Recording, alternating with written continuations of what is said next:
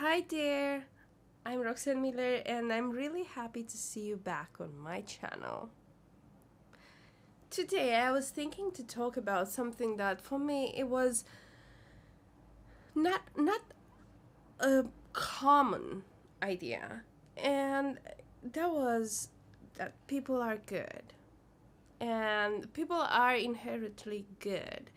They do good, but sometimes circumstances and you know life happens and that transforms people.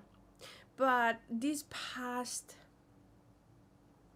3 months at least, in my journey, people have shown me they do want to do good things and they do want to help, even when the system wouldn't allow them to do.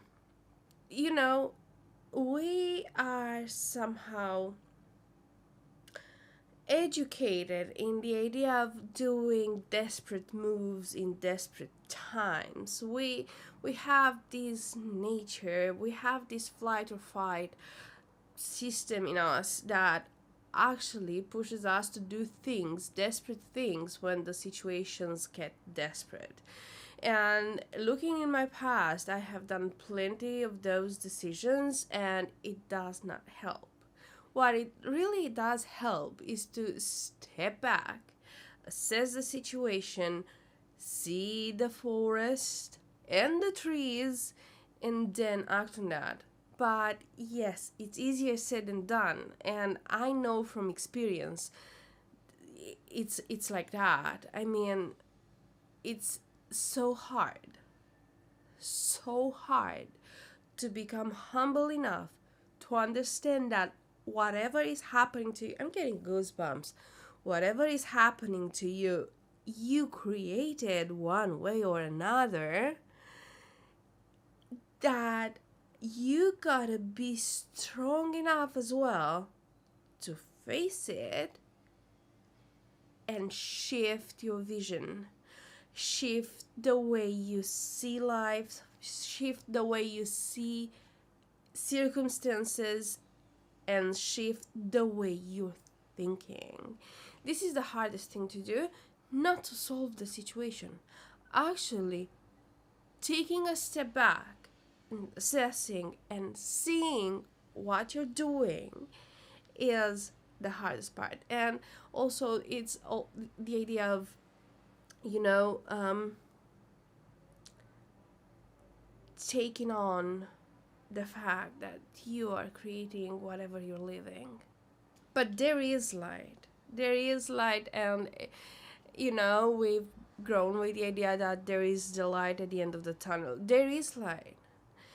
You just have to, again, be humble enough to accept it. You are not born with the knowledge of everything. And also, there are things that people will not teach you about. So you'll have to learn the hard way or the easy way. Now, it all depends on you and what's your limit, what's your stress limit, what are your triggers, and when and how you wake up from all the disillusion, I might call it. I know from experience again that there is light, but it was so dark. It was dark, dark. And I think I have a few gray hairs from that. But once you get to understand that you can shift your mind and you can shift your reality, that's when it gets really interesting and really fun. And even if it's hard sometimes, you will understand that there is something that's limiting you, and you will understand that you can work with that as long as you acknowledge what's happening to you, right? So, follow the light, go through the darkness, you know, take the pain and transform it into something better. In therapy, I was asked who is the most important person of my life. And I said, my child. And the answer was no. And then I figured maybe I was not convincing enough, right? And then I said, my child. And then the therapist said no. And I was like, whoa, what? I mean, I don't want to sound like a bad mom. And, you know, it was me who was the most important person of my life, but I didn't want to acknowledge that. It was more important for me to actually perpetuate something that I've heard my entire life about the fact that we have definitions and tags that society gives us, and we want to stick there no matter what the price, but we don't understand why and how and all the process, right? So it took me a few years to actually come to understand how important I am in my life and in the life of the ones that I love.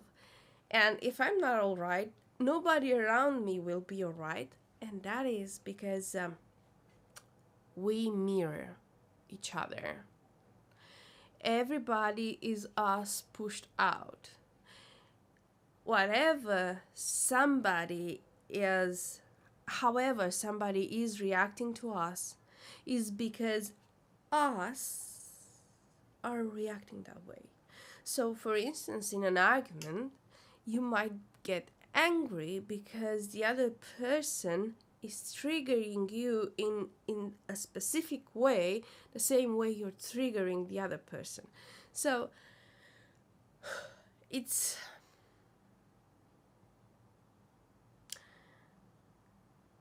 it's interesting.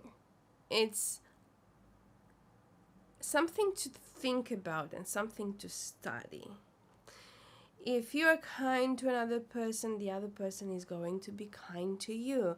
If you are nice to another person, the other person will be nice to you. If you are mean, the other person will act mean back, one way or another.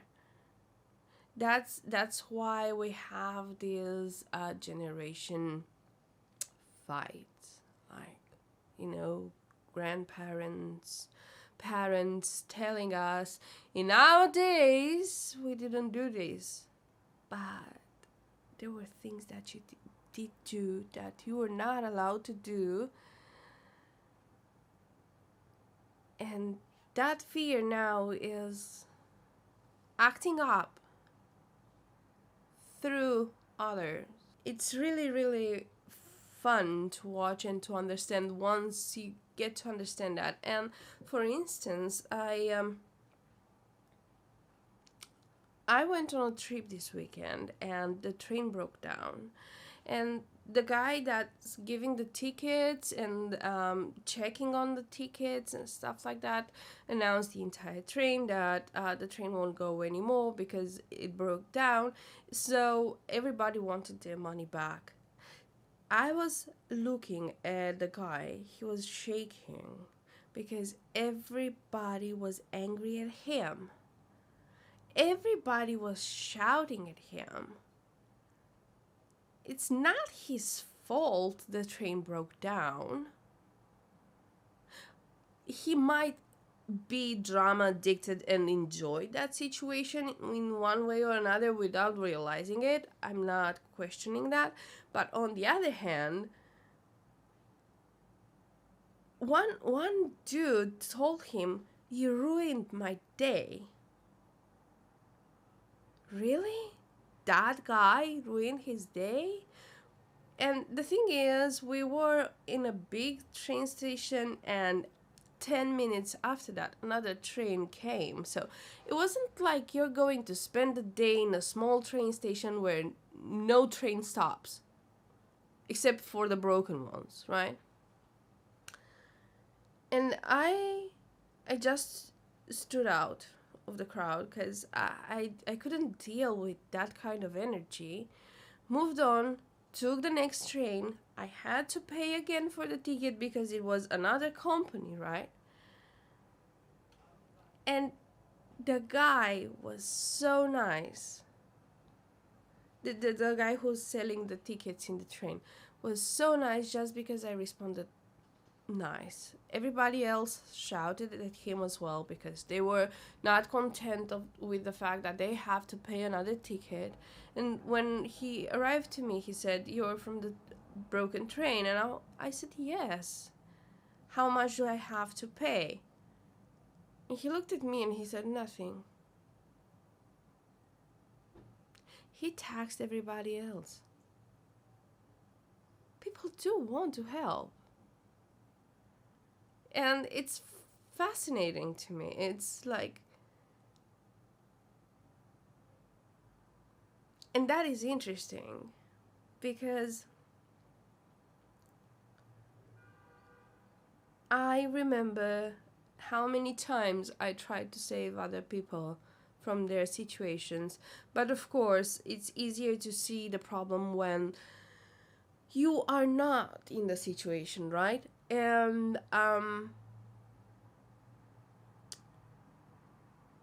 it takes, again, to be humble enough to understand that sometimes you need help, to understand that sometimes you can help, but mostly to understand that sometimes it's better to stay away because you cannot help. You can't help somebody who doesn't want to be helped, no matter what you do. There are things that do not depend on you, and also there are other things that I was talking to a friend of mine who went through a rough grief process after he lost his mom, and he went into a financial unstable situation as well because of all the grief. He couldn't see the light at the end of the tunnel, and I was talking to him now that he's healing, and I said, "You know what, somebody could have given you $100,000 euros, and none of your problems would have been solved, because whatever you were going through was not here, it was here." And he was shocked when I said that, because it was an awe moment in which he realized that as well. So plenty of our problems, plenty of our issues do not come from the lack of finances, for instance. They come from here, from here, from what we've learned, from what we have to unlearn, from what we've heard, and we made it ours without being ours, and from the way we've been brought up, being here in Romania, we have a generation that's called the generation with the keychain around the neck. We had a rope and elastic, and we had a key on it, and we'd wear it under the t-shirt. And that meant that we were home alone a lot, that we were managing ourselves a lot. What daycare? What childcare? We raised each other in front of the block in the neighborhood, and a few stay-at-home moms would keep us in check to not make a lot of noise and stuff like that. I cooked my first soup at 10 because I had to, not because I got to. See?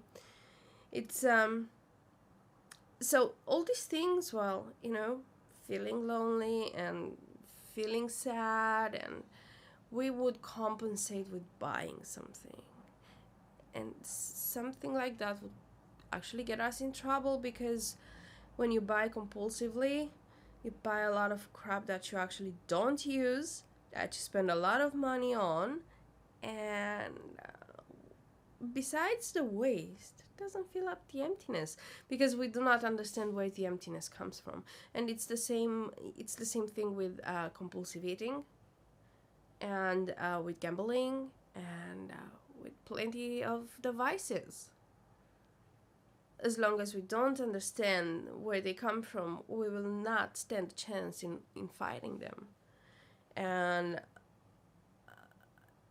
I am one of the people who is fighting the vices. Thankfully, I quit smoking. I am getting a hold of my compulsive eating, and also getting a hold of my compulsive buying. It's bad, and it gets really bad, but I'm finally starting to understand where they are coming from, and I'm working with what was given, and I'm starting to stop making excuses and change my mindset. Because let's say that for the 19 years I lived with my parents, they are at fault for what I've learned from them, but from then since now, I am the master manifester of my life. So let's stop with the excuses. Are you going to join me in this? Are you going to stop as well with the excuses and start working on yourself and understand where the things come from, and understand that you can actually have a freaking bright future? Well, I'm really, really happy that you stayed up until now. If you haven't subscribed, please do so. Hit the bell button, and you can also leave me a comment with what you feel like about the things that I talked about. What do you feel about people? What do you see about people? What do you see about yourself? And where would you like to get? Let's create a plan together and let's make it happen, because I'm telling you, miracles are real, and I'm hyped. I'm Roxanne Miller, and thank you very much. Don't forget that you are loved, and you are blessed, and you are a miracle. See you next time.